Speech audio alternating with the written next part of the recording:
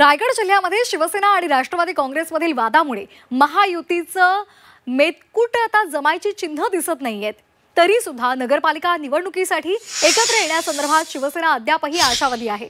महायुती म्हणून एकत्र आलो तर जिल्ह्यामध्ये विरोधकांना फारसं स्थान उरणार नाही, पण वेगवेगळे लढण्याची भाषा कुणी करत असेल तर जनता त्यांना त्यांची जागा दाखवून देईल, असं सूचक विधान मंत्री भरत गोगावले यांनी केले।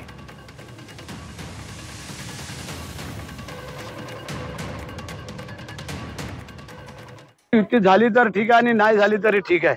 आम्ही आमची तयारी केलेली आहे, परंतु भारतीय जनता पार्टी आणि यांचे आमचे विचार चर्चा चालू आहे।